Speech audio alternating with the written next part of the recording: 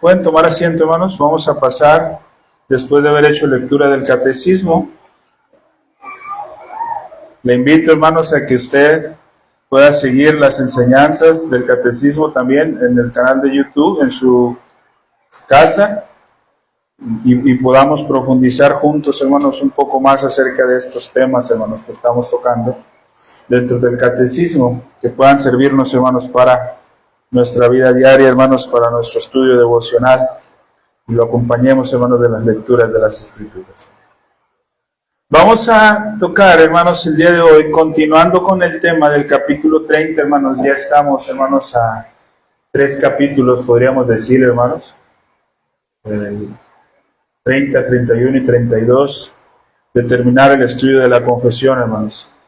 Pero en este capítulo, hermanos, 30, estamos terminando, hermanos, y vamos a estar culminando al finalizar la explicación de todo el capítulo con la tercera sección, hermanos, en la que hemos estructurado la confesión de fe, hermanos. Ustedes recuerdan, hermanos, decíamos que los primeros capítulos nos hablan, hermanos, de principios básicos. Posterior a eso, hermanos, nos introduce a lo que es el pacto.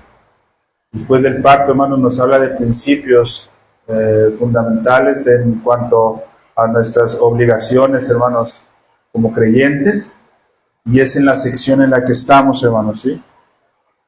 Posteriormente, hermanos, vamos a ver algunos aspectos, hermanos, de los últimos días, hermanos, ¿sí? Referente al juicio final, hermanos, y al estado del hombre, al estado del hombre después de la muerte, hermanos, y posterior al juicio final. Pero hoy, hermanos, vamos a continuar estudiando, hermanos, esta sección número 3, específicamente el capítulo número 30 de la Cena del Señor. La semana pasada estuvimos viendo algunos términos o algunas frases que describen la Cena del Señor. Cada una de estas frases, hermanos, nos presentaban un concepto muy breve, hermanos, sobre el significado. Y cada una de estas, hermanos, se tenían que ver de manera única. Esto, hermanos, con la intención de que pongamos nosotros el fundamento, ¿sí?, para el posterior desarrollo del tema de la Cena del Señor. Como les comentaba, hermanos, un libro que en lo particular me ha servido mucho para entender esto, hermanos, y que yo recomiendo ampliamente, hermanos, que se lea. Es el libro del pastor Richard Barceló, hermanos, que se llama La Cena del Señor más que un medio de gracia, hermanos. La Cena del Señor, un medio de gracia más que un recordatorio. Es un libro, hermanos, buenísimo, hermanos, que el pastor Richard escribe hace algún tiempo, hermanos, sobre este tema de la Cena del Señor. Y los términos, hermanos, que él toca ahí, hermanos, sobre el uso de la terminología en el Nuevo Testamento, hermanos, los diré brevemente, únicamente para recordarlos, hermanos, antes de introducirnos a la clase. ¿Por qué esto, hermanos? Porque estos términos son los que nos llevan a las observaciones prácticas que vamos a tocar el día de hoy. Y el primer término que encontramos en el Nuevo Testamento para referirse a la Cena del Señor era el de dar gracias. Y aquí comentábamos, hermanos, de forma muy general, recordando, hermanos, el término Eucaristía, hermanos. ¿Alguien recuerda, hermanos, qué significa Eucaristía o la Eucaristía? ¿O por qué, hermanos, la iglesia primitiva, hermanos, ojo, hermanos, repito, no es de Roma? A veces, hermanos, de una forma muy equivocada, hermanos, por falta de entendimiento del contexto histórico, rechazamos términos, hermanos, que Roma de forma errada se apropió, y pensamos que son términos que ellos desarrollaron doctrinalmente, hermanos, y eso no es otra cosa más que pura mentira, hermanos. Y uno de ellos es la Eucaristía, hermanos. Cuando hablamos de Eucaristía, siempre, hermanos, hacemos referencia al momento en el que el sacerdote católico, hermanos, levanta lo que ellos conocen como la hostia y la copa, hermanos, se hacen el ritual litúrgico que ellos tienen, y pasan por la fila en medio y empiezan a dar de alimento, hermanos, la hostia, y decimos, eso es la Eucaristía. Y ellos, hermanos, si les preguntas a ellos, pues ellos te van a decir que eso también es la Eucaristía, hermanos. Pero, hermanos, el concepto, hermanos, histórico de la Eucaristía no tiene absolutamente nada que ver con eso, hermanos.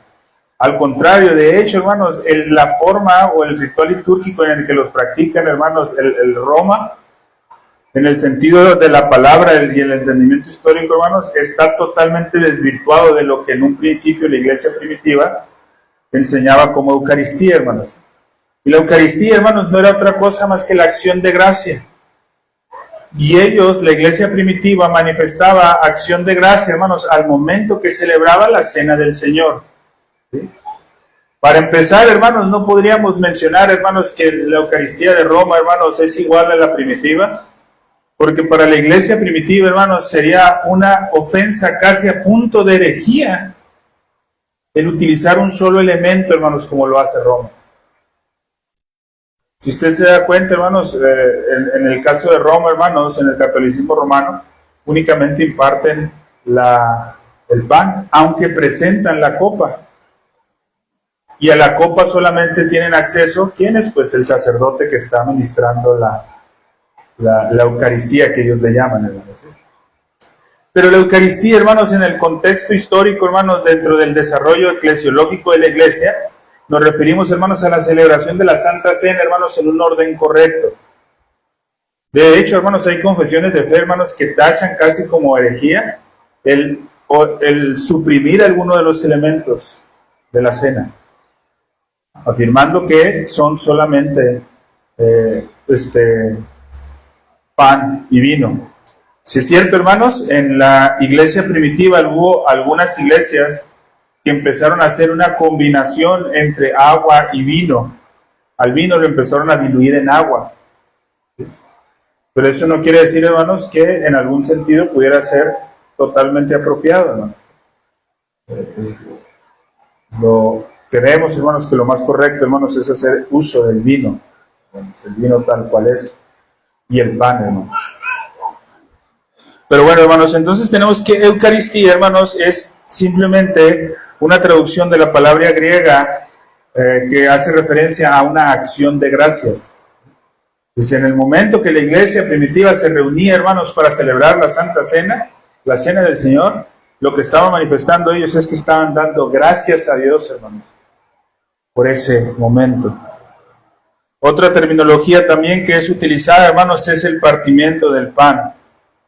Hacen un simbolismo también con el partimiento del pan, porque afirman que eso representa la muerte de Cristo en la cruz, donde su cuerpo, lo dice, fue partido para asegurar nuestra redención.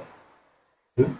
Ese momento, hermanos, en el que se está partiendo el pan.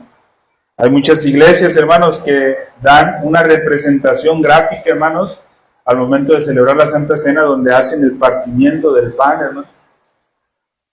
Para muchas iglesias, sobre todo en Estados Unidos, hermanos, del ámbito reformado, tiene mucho peso, hermanos, el partimiento del pan por el simbolismo que representa.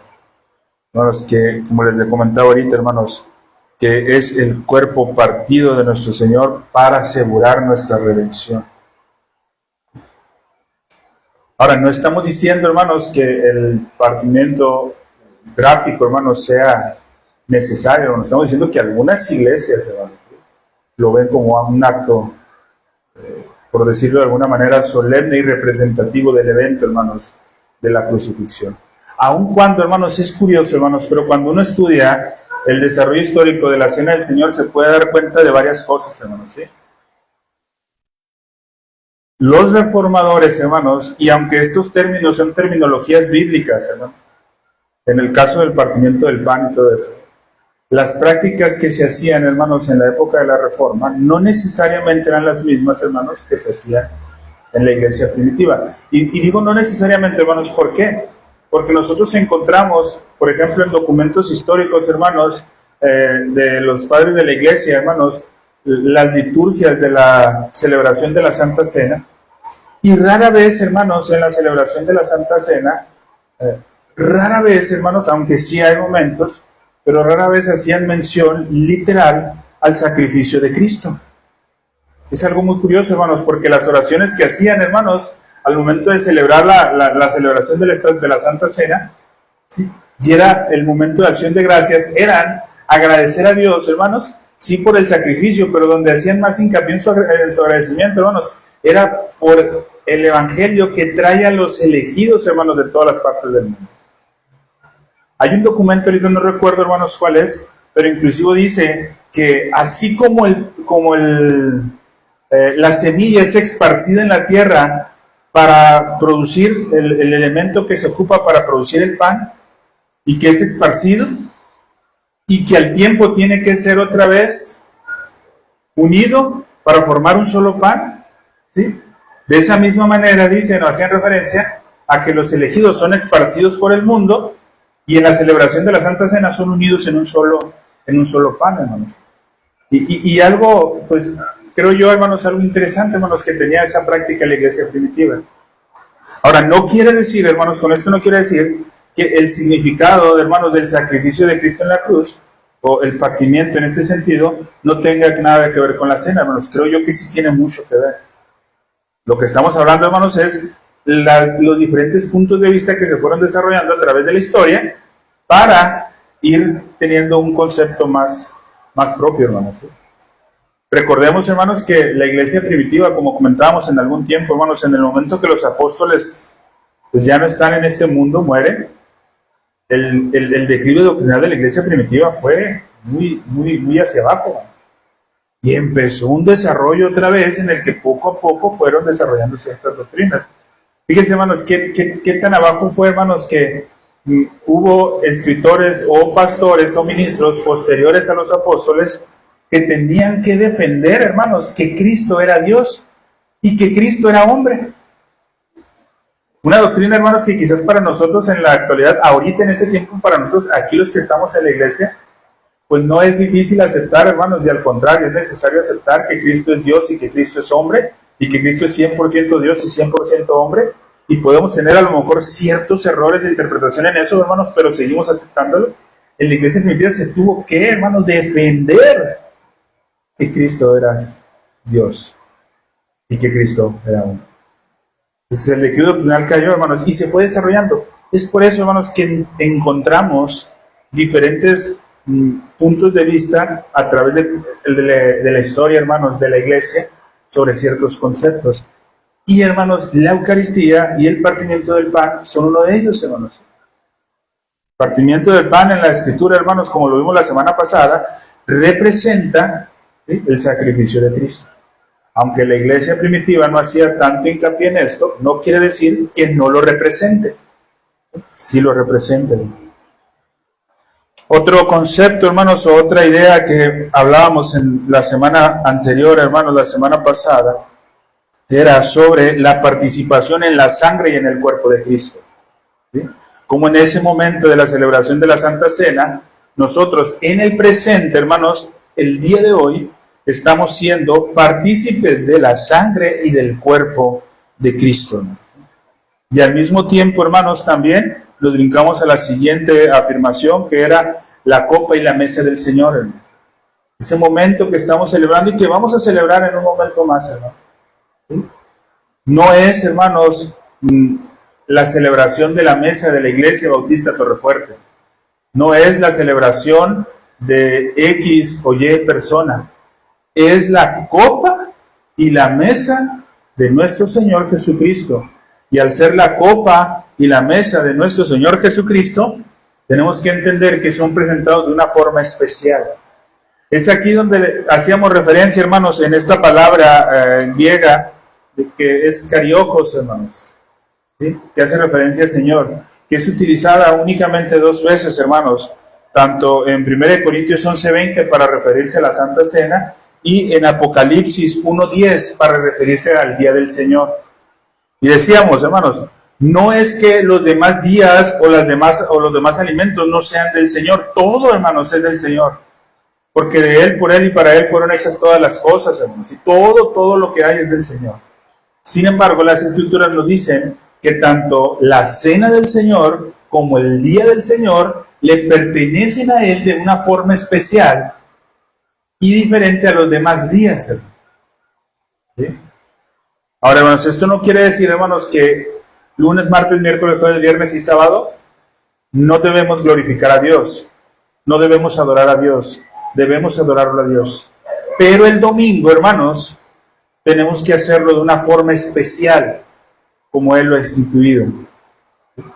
En el caso de la cena del Señor, hermanos, no quiere decir, hermanos, que cuando nosotros comamos nuestros alimentos, nos vamos a olvidar y no le vamos a dar gracias a Dios. No, hermanos, tenemos que darle gracias a Dios porque viene de Él. Pero el momento de la cena del Señor es especial de una forma, hermanos, que Él lo ha determinado. ¿Sí? Entonces, en ese sentido se convierten en especiales, hermanos. Y además, hermanos, si entendemos el significado, y ahorita lo vamos a ver en las implicaciones prácticas, que tanto el día del Señor como la cena del Señor están siendo, hermanos, una previo a algo que vamos a celebrar en la gloria con nuestro Señor Jesucristo. Entonces, mi hermano, híjole, si a alguien se le hace muy cargado el reunirse el domingo como iglesia todo el día, en la mañana y en la tarde, si a alguien se le hace muy pesado, no me quiero imaginar a esa persona en el cielo. Sería un infierno, hermanos. Analicemos esos puntos de vista, hermanos. ¿Sí? El estar reunidos como iglesia, hermanos, es un anticipo. Ojo, hermanos, el estar reunidos como iglesia, el día del Señor, hermanos, ¿sí? Y el participar en la Santa Cena es un, ¿cómo se dice cuando? No, cuando es, ay, se me fue la palabra, la traigo aquí en la, ¿cómo? Antesala, es una antesala, hermanos, ¿sí? De lo que se va a vivir allá, hermano. Y si no aguantamos, hermanos, la hora y media aquí, pues entonces, ¿cómo lo vamos a vivir allá, hermano? ¿Cómo vamos a vivir una eternidad, hermanos? ¿Sí? Y ojo, hermanos, va a sonar a lo mejor un poco estricto, hermanos, pero es la verdad.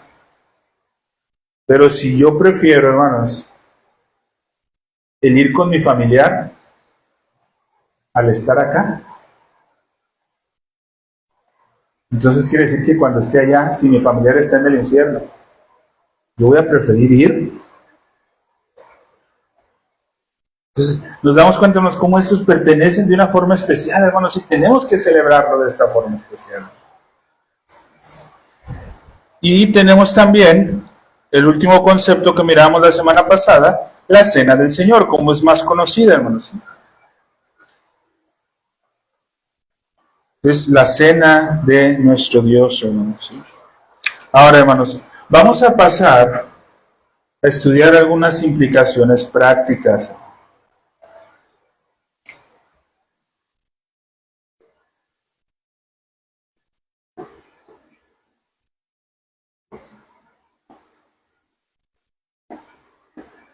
Hay un entendimiento, hermanos, de esto que nos lleva a ciertas implicaciones prácticas, hermanos, y no se puede salir, hermanos, de nuestro pensar, hermanos, ¿sí?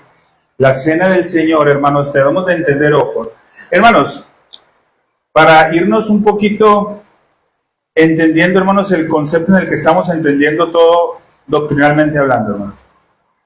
¿Alguien se acuerda, hermanos, qué hablábamos o cómo definíamos, ¿sí?, el bautismo? ¿Alguien se acordará, hermano? Pregunta de examen.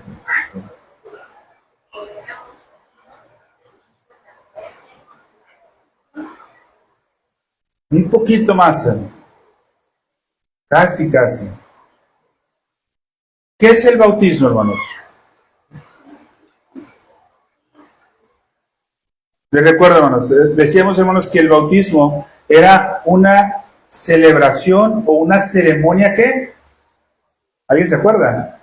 Como que Alex estaba, creí que dijiste, Alex, pactual. ¿Sí? Una ceremonia pactual, hermanos, ¿sí?, que representa un compromiso, hermanos, entre Dios y la persona que está celebrando el bautismo, de forma privada, hermanos. Una ceremonia pactual. ¿Sí? Hermanos, levante su mano quien es miembro del nuevo pacto. Lo bueno que hay como 4 o 5. Bien, hermanos, todos somos miembros del nuevo pacto, hermanos, ¿sí? La ceremonia pactual, hermanos, de injerción en ese nuevo pacto es el bautismo. ¿Sí? Ojo, hermanos, no es que a partir del bautismo ya somos miembros del nuevo pacto. Es la ceremonia, hermanos, ¿sí? De alguna manera el sello, hermanos, que nos muestra nuestra participación de forma individual en el nuevo pacto. ¿Qué será la Santa Cena, hermanos? En ese mismo entendido, hermanos, la Cena del Señor representa, hermanos, lo que se podría conocer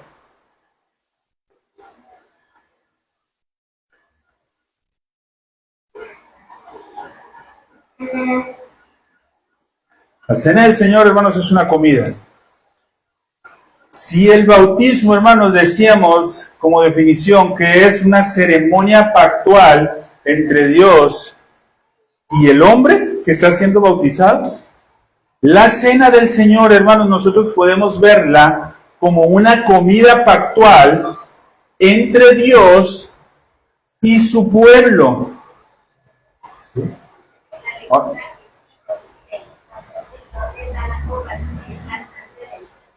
La sangre del nuevo pacto, exactamente, hermanos, ¿sí? Y ojo, hermanos, vamos a ver esto, hermanos, ¿sí? Porque es importante que nosotros analicemos esto, hermanos, en el Antiguo Testamento y cómo se ve a su aplicación en el Nuevo Testamento. Voy a invitarlos a que vayan a Éxodo, capítulo 24.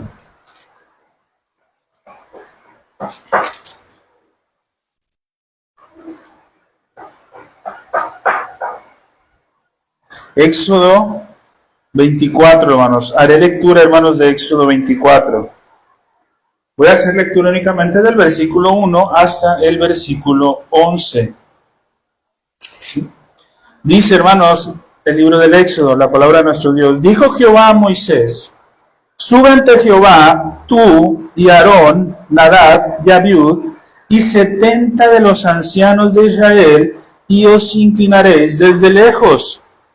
Pero Moisés solo se acercará a Jehová, y ellos no se acerquen, ni suba el pueblo con él. Y Moisés vino y contó al pueblo todas las palabras de Jehová y todas las leyes, y todo el pueblo respondió una voz y dijo: haremos todas las palabras que Jehová ha dicho. Y Moisés escribió todas las palabras de Jehová, y levantándose de mañana, edificó un altar al pie del monte, y 12 columnas según las 12 tribus de Israel. Y envió jóvenes de los hijos de Israel, los cuales ofrecieron holocaustos y becerros como sacrificio de paz a Jehová. Y Moisés, ojo lo que dice aquí en adelante, hermanos, dice: y Moisés tomó la mitad de la sangre y la puso en tazones, y esparció la otra mitad de la sangre sobre el altar. Y tomó el libro del pacto y lo leyó a oídos del pueblo, el cual dijo: haremos todas las cosas que Jehová ha dicho y obedeceremos. Entonces Moisés tomó la sangre y roció sobre el pueblo y dijo: he aquí, ¿qué dice, hermanos? La sangre del pacto que Jehová ha hecho con vosotros sobre estas cosas. ¿Y qué dijo mi hermana Sarai ahorita? Bueno, no mi hermana Sarai, sino la escritura, cuando tomó la copa: la sangre del nuevo pacto. Y subieron Moisés y Aarón, Nadab y Abiud, y 70 de los ancianos de Israel, y vinieron al Dios de Israel, y había debajo de sus pies como un embaldosado de zafiro, semejante al cielo cuando está sereno. Mas no extendió su mano sobre los príncipes de los hijos de Israel, y vieron a Dios. ¿Y qué dice? Y comieron y bebieron, hermanos, ¿sí? Vemos, hermanos, cómo aquí se está representando, hermanos, una comida pactual, representada, hermanos, por la sangre del pacto. Y esto se está haciendo, ¿cuándo, hermanos? En el Antiguo Testamento. Al ser establecido el nuevo pacto, hermanos, ¿sí? Vemos cómo la relación, hermanos, de la sangre del pacto, como lo fue en Éxodo, de la misma manera en el Nuevo Testamento, es un indicio, hermanos, que nos muestra la Escritura de cuando se entra en relaciones pactuales con Dios. Por lo tanto, hermanos, cuando tomamos la cena del Señor, estamos nosotros viviendo una renovación pactual. ¿Sí? Ojo, hermanos, el celebrar la cena del Señor y ser partícipe de la sangre del pacto no nos lleva a un nuevo pacto con Dios en estos momentos. Nos recuerda, hermanos, que ya estamos en un pacto con Dios, que ese pacto es por medio de Cristo. Por esa razón, hermanos, nuestra confesión en el capítulo 30, párrafo 1 dice, la cena fue, parafraseando un poco, hermanos, la cena fue para un mayor compromiso de ellos y con todos los deberes que los creyentes deben a Él, y para que sean un vínculo y una prenda de la comunión de los creyentes con Él y entre ellos mutuamente, hermanos. La sangre del pacto representando, sabía que algo faltaba. La sangre del pacto, hermanos, representando, ¿sí?, esa comunión dentro del pacto, ¿sí?, en la que somos partícipes cada uno de nosotros. ¿Sí? Entonces, vemos, hermanos, la cena del Señor como una comida pactual, de la misma manera que se representaba en el Antiguo Testamento, hubo una comida pactual, de la misma manera en el Nuevo Testamento, con la sangre del Cordero. En el Antiguo Testamento, hermanos, era un cordero, hermanos, que no era como el Cordero del Nuevo Testamento, pero representaba, hermanos, una unión pactual. Tenemos también, hermanos, que la cena del Señor es una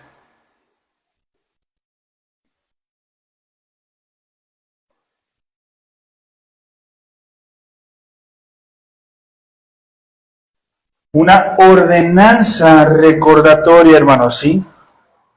La cena del Señor, hermanos, en el momento que se celebra la cena del Señor, nosotros tenemos que mirar hacia atrás. Primera de Corintios 11:24 dice, haced esto en memoria de mí. ¿Sí?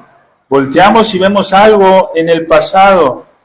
Nos enseña, hermanos, un elemento recordatorio, ¿sí?, al igual que le enseñaba, hermanos, en el Antiguo Testamento, hermanos, en un elemento recordatorio del Antiguo Pacto, a nosotros también nos recuerda eso.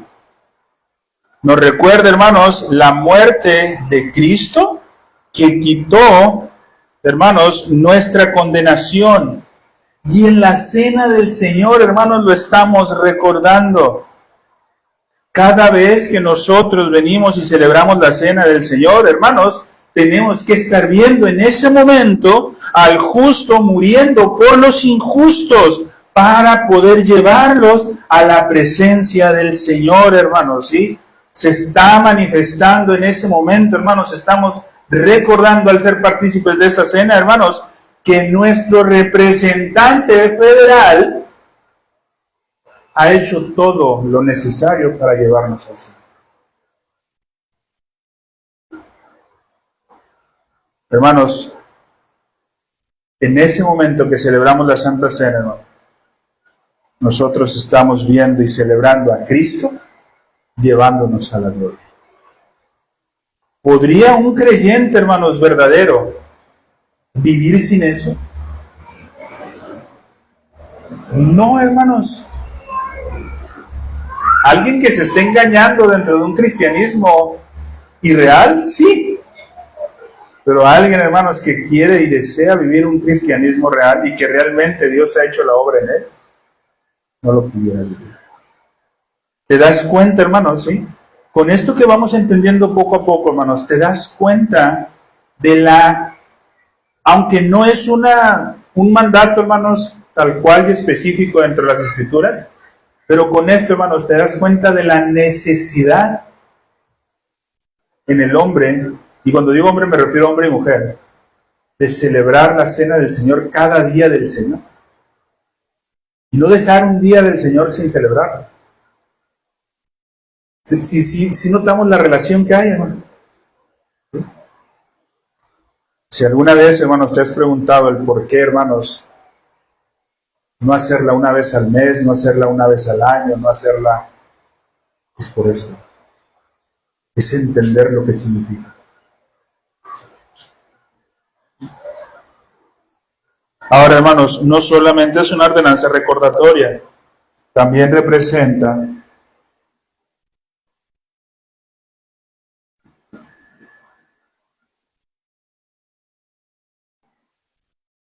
una comunión presente, hermanos. No solo, hermanos, tiene un beneficio en el recordatorio de lo que ya pasó, también tiene un beneficio espiritual presente, hermanos. Estamos siendo partícipes, hermanos, de la sangre y el cuerpo de nuestro Señor Jesucristo. Al celebrar nosotros, hermanos, la cena del Señor, estamos manifestando que somos beneficiarios presentes de su sangre derramada y su cuerpo para perdón de nuestros pecados. ¿Te das cuenta, hermano, de la importancia de la celebración de la Santa Cena? ¿Te das cuenta, hermano? El no participar, hermanos, debería de hacer desgarrar tus vestiduras, hermanos, en un sentido simbólico, hermanos.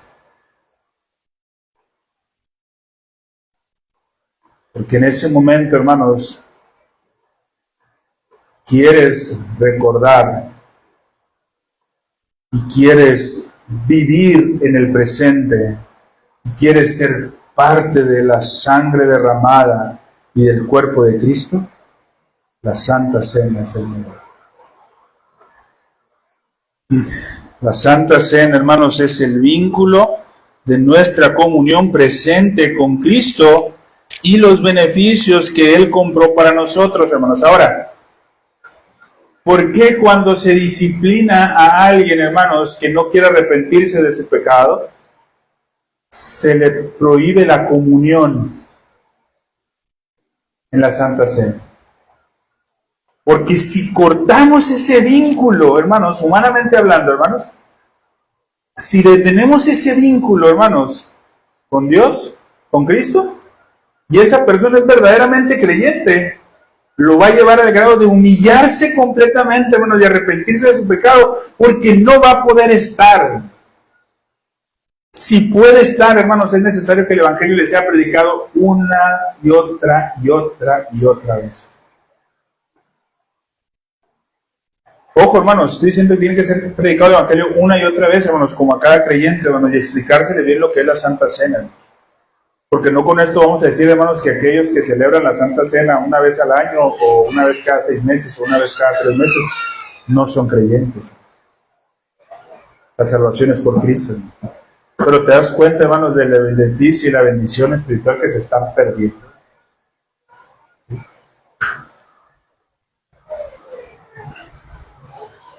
Y otro punto, hermanos,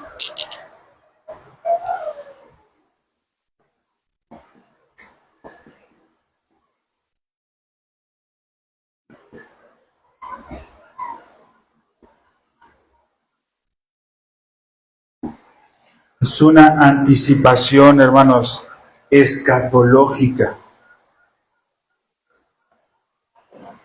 Al decir escatológica, hermanos, me refiero a algo futuro que va a pasar. Ya vimos, hermanos, que es algo pasado, algo que tenemos que recordar. Ya vimos algo que estamos viviendo en el presente, pero también, hermanos, está representando algo que vamos a vivir en un futuro. ¿Sí? La cena del Señor, hermanos, está conectando nuestra vida con el futuro. La cena del Señor, hermanos, es anticipativa. No solamente está apuntando hacia el pasado, no solamente está ministrando gracia en el presente, también está apuntando, hermanos, hacia el futuro. Mateo 26, 29, hermanos, nos dice: y os digo que desde ahora no beberé más de este fruto de la vid hasta aquel día en que lo beba nuevo con vosotros en el reino de mi Padre.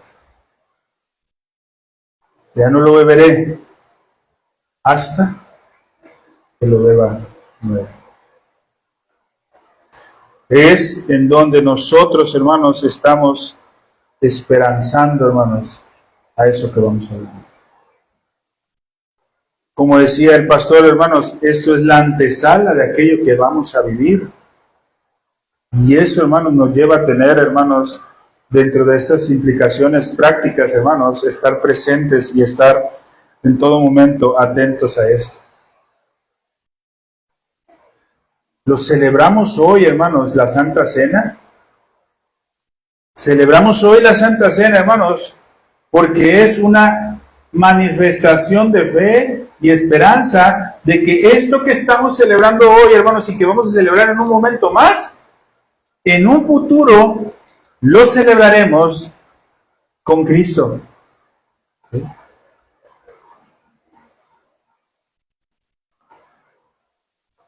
Y Él va a beber, hermanos, ese fruto de la vid. Pero ojo lo que dice, ¿sí? No beberé más de este fruto de la vid hasta aquel día en que beba, ¿sí? En que lo beba nuevo con vosotros. ¿Y en dónde? En el reino de mi Padre. Hay muchas afirmaciones, hermanos, que muchos escritores, hermanos, afirman que esto es una aclaración para decir que después de la segunda venida de nuestro Señor Jesucristo, celebraremos la cena una vez más y ya va a ser suficiente. Hay muchos que podrían afirmar así, hermano. Hay otros que piensan, hermanos, que esa va a ser una celebración constante. El día de hoy, hermanos, no tocaremos ese tema, quizás más adelante lo tocaremos, pero lo que sí les puedo decir, hermanos, que cualquiera que sea el punto de vista, cuando lo celebremos en la segunda venida de nuestro Señor Jesucristo, va a ser un cumplimiento escatológico de lo que la palabra nos dice. Ya sea que se celebre una vez más o constantemente después. ¿Sí? Si mal no recuerdo, hermanos, hay autores como Michael Horton, Gerardo Bowes, que hablan sobre que se celebrará una vez más y ya. Pero, hermanos, el punto es entender, hermanos, que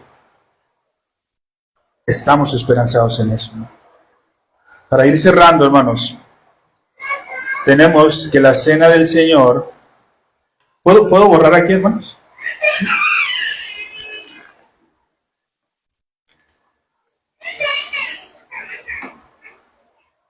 La cena del Señor, hermanos, ¿sí? La cena del Señor nosotros la podemos ver, hermanos, en 3 tiempos.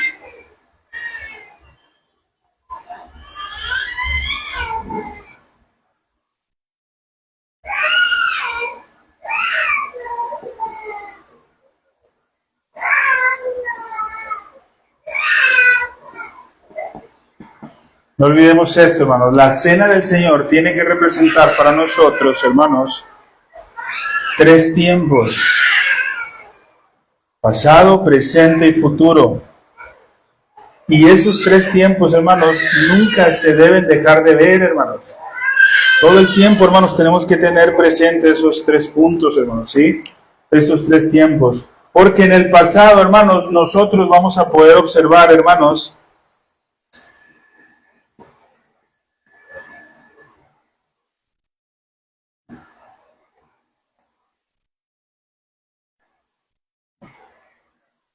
una redención realizada. ¿Sí? Hermanos, la redención no es algo, hermanos, que se va a aplicar en un futuro. La redención es algo que ya se realizó, hermano. Nuestro Señor Jesucristo en la Santa Cena nos lo recuerda. ¿Sí? Esto es importante que lo entendamos, hermanos. ¿Sí? La redención ya se realizó. Lo que está, hermanos, y vivimos en la celebración de la Santa Cena y celebramos es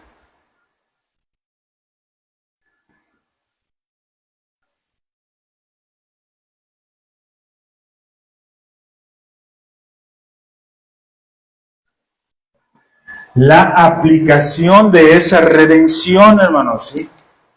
Esa redención que se llevó a cabo en el pasado y que nosotros en la celebración de la Santa Cena tenemos que voltear a ver, ¿sí?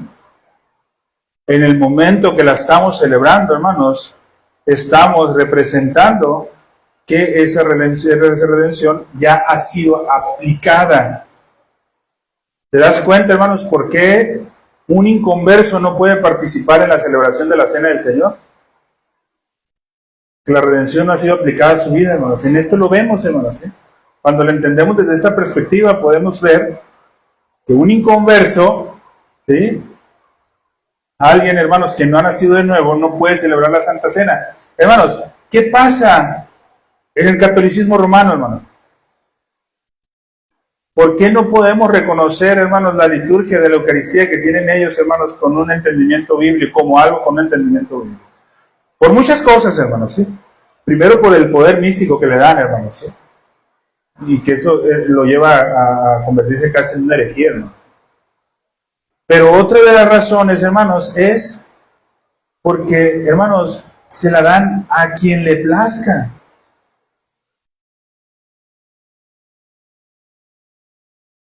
El requisito, hermanos, para celebrar la Eucaristía para ellos, hermanos, es únicamente haber llevado un año de estudios, hermanos, lo que es lo que se conoce como la primera comunión, hermanos, que lo ven como un sacramento. Y puede ser inconverso la persona y no hay problema, hermano. Sabe, hermanos, que los protestantes, hermanos, los reformadores, hermanos, la razón por la que se protestaron, hermanos, es por el uso incorrecto que se le daba a la Cena del Señor. Es por la aplicación, hermanos, que ellos tenían de forma muy general, ¿no? Hubo hombres, por ejemplo, como Calvino, que dijo, hermanos, sobre mi cadáver pasa un inconverso a celebrar la Cena del Señor. Porque se la querían dar a todos, hermanos, a cualquiera, con el solo hecho de ser ciudadano. Y hombres dijeron, sobre mi cadáver. Digo, no lo viví el momento, hermanos, pero imaginaría ese momento, hermanos, en el que está sobre la mesa defendiendo, hermanos, ese momento tan maravilloso. Las iglesias empezaron a protestar, hermanos, por eso. Y en el futuro vamos a ver, hermanos,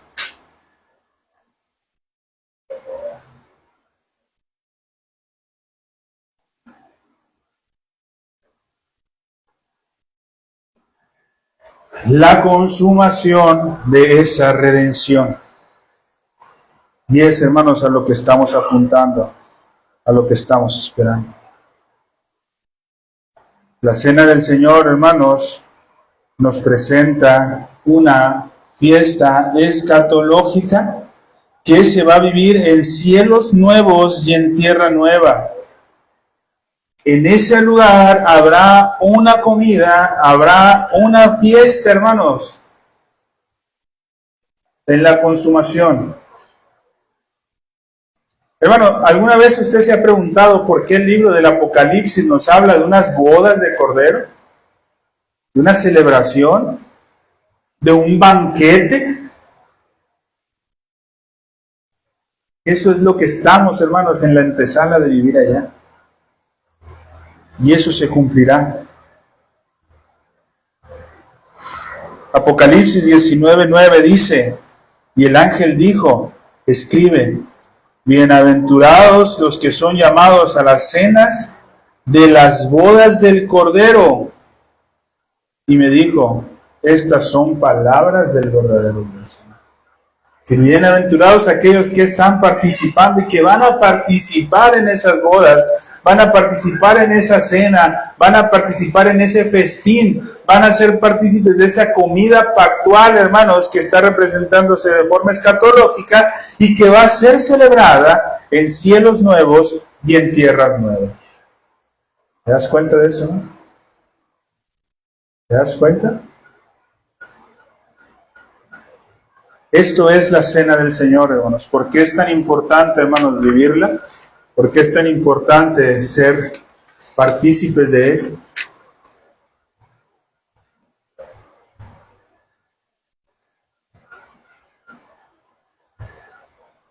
Hermano, quien se pierde estos tiempos, hermanos, la celebración de la cena, dimensionamos lo que está perdiendo.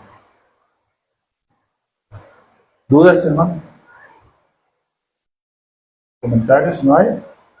Vamos a orar, hermanos, para finalizar. Oramos.